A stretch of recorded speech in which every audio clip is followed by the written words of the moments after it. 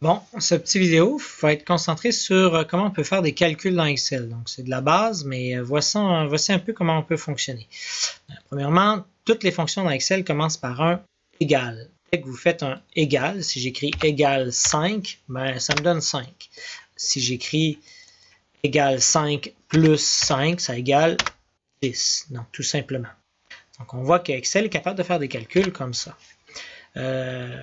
Quelque chose que vous aurez à faire durant la session, c'est-à-dire une vitesse instantanée. On verra la notion de vitesse instantanée en classe. Et voici la notion de vitesse instantanée, c'est de faire la variation de position en fonction du temps autour d'un point central. Puis ce point central-là donne une vitesse moyenne, mais ça donne la vitesse instantanée du point central, c'est-à-dire milieu. Pour le faire, on fait un delta x sur un delta t qui me donne une vitesse moyenne. Et ça me donne la vitesse instantanée du point milieu. Donc, je reprends. Donc, on va faire égal. Et on rouvre une parenthèse. Et là, je peux aller cliquer carrément ici. Clic. Ça va chercher la référence. Donc, delta. Donc, je vais faire ça. Moins ça ici. Je ferme la parenthèse. Diviser. Et je rouvre une parenthèse par le temps. Donc, ça moins ça. Et ferme la parenthèse. Donc, ce qu'il va me faire, il va faire B6 moins B4 divisé par A6 moins A4. Si je n'avais pas mis de parenthèse, oh, attention, Excel fait ses priorités d'opération comme il se doit. B6 moins B4 divisé par A6, la réponse moins A4. Je peux surveiller un petit peu. Donc, c'est très important, les parenthèses. Donc, ce qui est l'avantage de faire ça, c'est qu'on n'a pas besoin d'utiliser notre calculatrice. Donc, après, je peux aller ici. Je vais chercher le petit coin noir, le petit point ici, le plus qui apparaît. Donc, pas le plus blanc, mais bien le plus noir. Et là, je peux descendre naturellement jusqu'en bas. Et là, si je m'en vais voir, qu'est-ce qu'il a fait ici dans cette colonne-là? Je peux double-cliquer, c'est plus visuel, je vois les couleurs. Donc, voyez-vous, il a gardé les relations. Il a gardé ça ici, hein, c'est parfait, c'est le fun. Si je m'en vais sur l'autre, c'est tout bon, c'est tout des bons calculs, mais faites attention, hein, parce que si je regarde la dernière donnée, ah, il ne peut pas rien prendre. C'était pour ça ici que la dernière donnée me donnait une valeur positive ou lui donnait une valeur négative. Donc là, ici, bof, je ne peux pas faire cette donnée-là. Je ne peux pas calculer la vitesse instantanée d'un seul point qui est là parce que je n'ai pas le point après. Donc ça, j'en avais pas avant, j'en ai pas après. Donc voici donc comment faire des calculs et le copier jusqu'en bas. Mais montrons donc un petit peu plus pour vous donner plus de latitude. Qu'est-ce que je pourrais faire pour calculer ce qui est ici? Ici, je pourrais commencer par égal 5 au carré. Donc, en vrai, c'est 5 chapeau 2. Donc, si je fais 5 chapeau 2, ça va me donner 25 d'ailleurs, si je le pitonne. Donc, j'ai 5 chapeau 2 et là, je vais faire le signe de multiplier, qui est ça. Et je peux écrire sinus. Voyez-vous qu'il me renvoie la fonction sinus. En vrai, Excel a une panoplie de fonctions.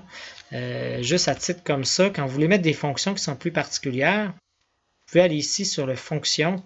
Faites insérer fonction, il y a des sommes, des moyennes, des maximums, il y a vraiment plein de choses, il y a différentes catégories possibles, là. Donc à cosinus, bref, à explorer. Je reviens ici, je vais faire multiplier, cette fois-ci je vais choisir le sinus, je double-clique dessus, et 35 degrés. Mais si je fais ça, malheureusement la réponse qui me renvoie est illogique. Pourquoi c'est négatif? Sin de 35, c'est positif. Donc, 25 fois positif, c'est pas logique. En vrai, Excel fonctionne en radian. Donc, savez-vous quoi? Il existe une fonction radian. J'écris quoi? J'écris radian. Et il m'offre la fonction radian. Ce que ça dit, ça convertit des degrés en radian. Donc, c'est merveilleux, hein? Donc, je vais double-cliquer. Ensuite, je vais mettre mon angle 35 degrés. Et là, voyez-vous, il faut que je referme encore la parenthèse, parce que là, il y a cette parenthèse-là du sinus. Alors, de cette façon-là, il va vraiment calculer 25 fois sinus 35, sans problème. Et là, la réponse est logique. Que tu le fasses avec ta calculatrice ou avec ça, ça va bien fonctionner. Vous aurez aussi à faire des calculs d'incertitude, c'est-à-dire de maximum et on dit d'extrême, en fin de compte, selon la méthode des extrêmes. Mettons que j'ai ce calcul-là que je veux calculer à l'ordinateur. Donc, j'ai 5,1 du moins 0.1 et divisé par 3.8 divisé plus ou moins 0.2. Donc, cette donnée-là va donner une grandeur moyenne et son incertitude. Encore là, bon, il faut connaître le calcul. L'idée ici, c'est qu'il y a un maximum, il y a un minimum, puis après, on va pouvoir s'amuser avec ça. Je Je vais le faire en plusieurs étapes. Un moyen de le faire en une seule étape, mais je vais le faire plutôt en plusieurs étapes.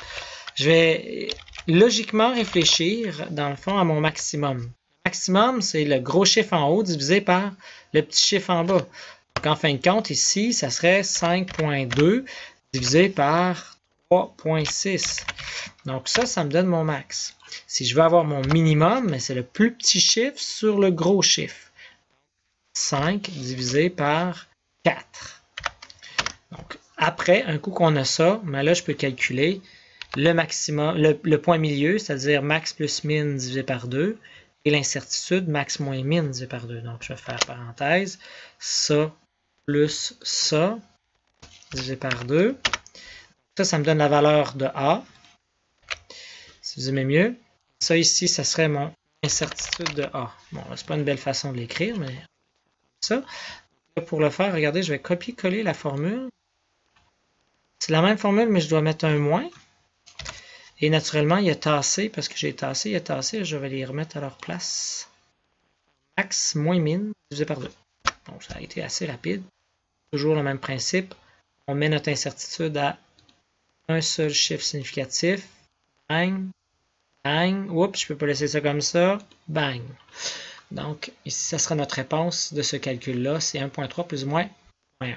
Calculé à l'aide d'Excel. Donc, ici, imaginez que si j'avais le temps qui avait une incertitude et une position qui avait une incertitude, donc il faudrait réfléchir au calcul complet pour arriver ici à une vitesse et son incertitude. C'est ce qu'on fera. Donc, ça ressemble à ça comme première approche pour les calculs dans Excel.